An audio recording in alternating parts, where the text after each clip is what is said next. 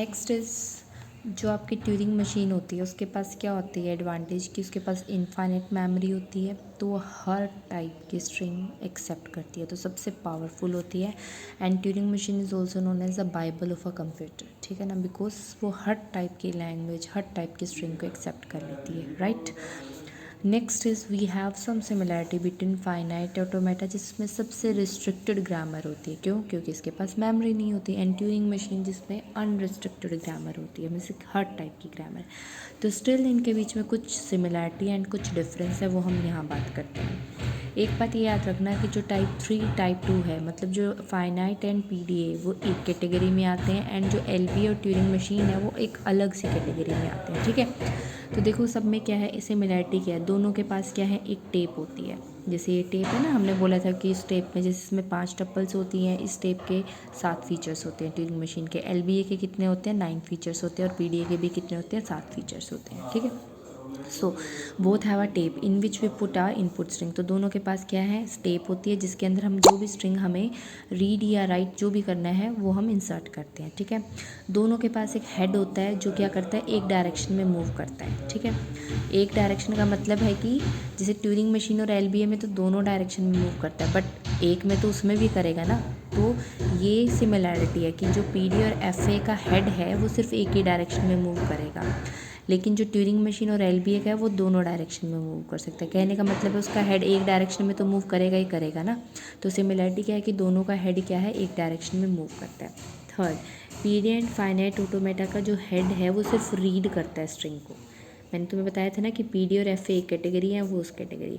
तो हमेशा क्या करता है, सिर्फ राइट करता है और मूव करता है एक डायरेक्शन में, और वो डायरेक्शन कौन सी होती है, right direction, left to right read करता है। एंड इनके बीच में जो हमारा ये पीडी और एफ होता है, इसके पास कोई भी ब्लैंक सिंबल नहीं होता। तो ये क्या है, सिमिलैरिटी। सिमिलैरिटी क्या है, दोनों के पास टेप है। सेकंड, दोनों के पास एक हेड होता है जो क्या करता है, स्ट्रिंग को रीड करता है। जो हेड है वो हमेशा एक डायरेक्शन में रीड करेगा, लेकिन पीडी और एफ का सिर्फ राइट करता है, ठीक है, सिर्फ राइट करता जाएगा और एक राइट डायरेक्शन में। लेकिन इसमें डिफरेंस क्या है कि जो ट्यूरिंग मशीन है उसके पास क्या होती है, एक इनफाइनाइट मेमोरी होती है, मीन्स जो टेप होएगी उसकी लेंथ क्या होगी, इनफाइनाइट होएगी। सेकंड, इसके पास क्या होता है, एक ब्लैंक सिंबल होता है। जो ये ब्लैंक मतलब जो टेप के अंदर नंबर इंसर्ट हो गया, अल्फ़ाबेट्स जो उसके बाद रह जाएंगे उसके ऊपर हम ब्लैंक लगा देंगे बी, ठीक है। जो हेड है वो मूव कर सकता है फॉरवर्ड में भी एज वेल एज बैकवर्ड में, ठीक है। तो इसलिए जो ट्यूरिंग मशीन का हेड है वो रीड भी कर सकता है, राइट भी कर सकता है। इसका हेड क्या कर सकता है, सिर्फ राइट। तो जो ट्यूरिंग मशीन का हेड है वो रीड भी कर सकता है, राइट भी, और वो लेफ्ट भी मूव कर सकता है और राइट भी मूव कर सकता है। एंड थर्ड, फोर्थ क्या है, इसके अंदर ब्लैंक सिंबल होते हैं, ये जैसे रिजर्व सिंबल होते हैं, ठीक है। एंड ये क्या होता है, जो तुम्हारी स्ट्रिंग है इंसर्ट करी गई। देखो इसमें ट्रांजिशन कैसे दिखाते हैं। क्यू नोट क्या आपकी इनिशियल स्टेट, और उसमें क्या पड़ा, अभी ए इनपुट अल्फ़ाबेट पड़ा है। तो आप क्यू नोट से कौन सी स्टेट पे जा रहे हो, Q1 स्टेट पे जा रहे हो, ठीक है। वाई मतलब वाई क्या है, नेक्स्ट इनपुट अल्फ़ाबेट। भाई अब ए की जगह जहाँ पे ए था क्यू नोट पोजीशन पे, अभी आपको क्या इंसर्ट करना है, वाई। तो नेक्स्ट इनपुट अल्फ़ाबेट जो आपको इंसर्ट करना है। एंड आर का मतलब क्या है कि आप कौन से डायरेक्शन में जा रहे हो, राइट में, ठीक है।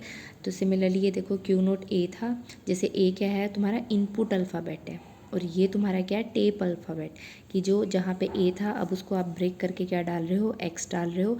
एंड आप कहाँ मूव कर रहे हो, you are moving towards left. तो यहाँ पे हमारा दिखाता है नेक्स्ट स्टेट, ये दिखाएगा इनपुट, मतलब जो आपको न्यू अल्फ़ाबेट ऐड करता है, किस ऐड करना है किसके अंदर, अपनी टेप के अंदर। एंड यहाँ से आपको बताएगा कि लेफ़्ट जाना है, राइट, क्योंकि जो हमारी ट्यूरिंग मशीन है वो लेफ़्ट भी मूव कर सकती है, राइट भी मूव कर सकती है, राइट।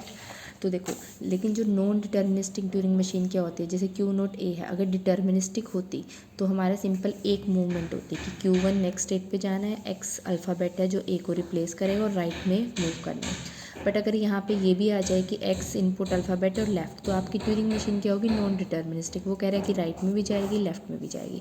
तो उस तरह की मशीन को हम बोलते हैं नॉन डिटर्मिनिस्टिक। क्लियर।